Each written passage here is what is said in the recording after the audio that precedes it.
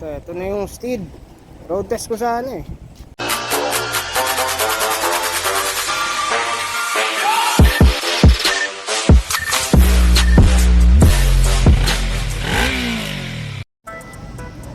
Ayan, may problema pa rin kasi yung pump. Ay, putik, nalaglagbag ko. Ayan.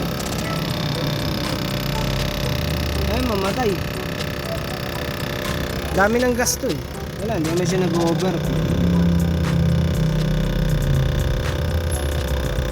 Ayan, mamatay ng pump. Putik. Pero okay naman, maandar naman. Ayun, oh, walang start. Ayun, meron. Yan, ngayon ko pa lang ni-start to.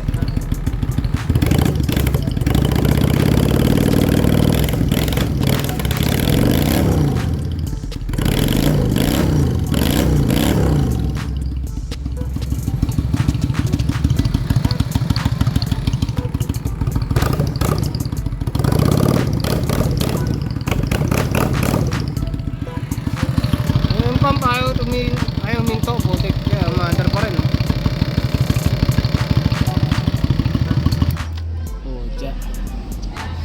Problema pa sa pump ah. Tanong ko may-ari anong gagawin namin dito, putik.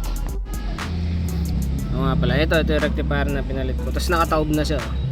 Nakadiretso na pala. Yung wire nandito na sa ilalim. Kasi originally nandito eh. Kaya pagka ang ginawa ko, dinugtungan ko na lang yun para umabot. Kaso ang pangit, nakalabas eh. Pag pinasok ko kasi tatamaan yung chain eh. Kasi pagka binaliktad ko siya ulit dito, pag nasyutan ng tubig, nasira na naman rectifier. Change oil ko na lang muna. Change oil lang, change oil. Ito yung, ayan o, may tumulo na, inikot-ikot ko na eh. Ayan, dito pala may tumutulo eh.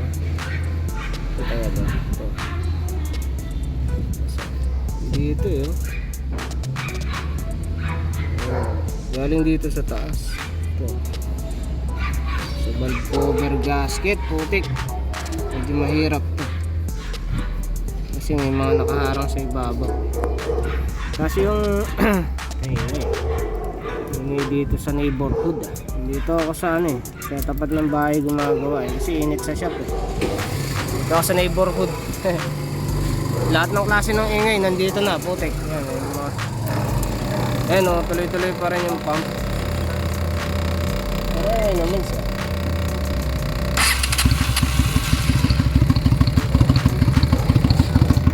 Yung road test ko okay naman eh. Tapos hindi naman mainit yung pump. Tataka lang ako bakit ayaw nang mamatay. Mahina na siguro eh. Ayaw niya mamatay na lang eh.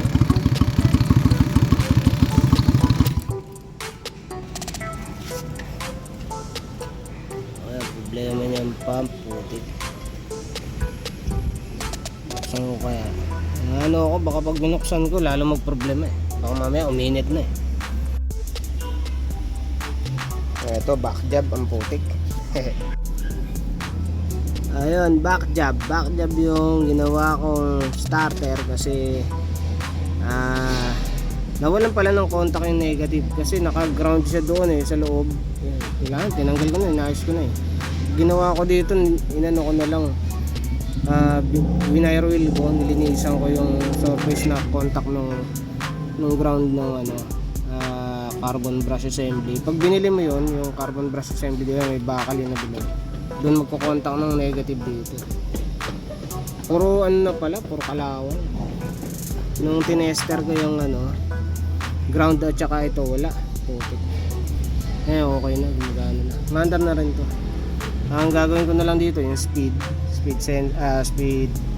gear, tsaka yung papalitan ng mga brake pads. Pakita ko yung stop.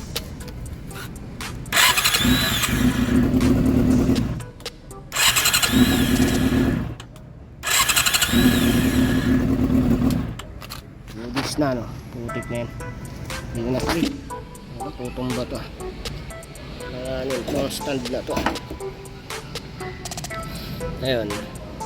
Gagawin ko, i-jack ko lang, ay tupado ko lang yung likod para mapado ko yung harap. Palitan ko ng speed gear, ang putik. Ayan, palitan ko na ng speed gear. Ito yung speed gear niya. Hindi na pala umaabot, putol yung ano. Yun. Hindi umaabot yan. Ayan, gumagana na. Ito lang, Bendix. Bendix brand. Hindi Bendix to, Bendix brand lang.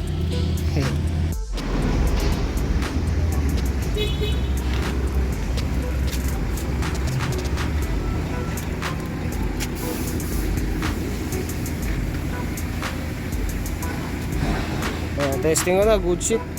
Magana na po. Siyempre, hindi ko mapakita ang ganyan.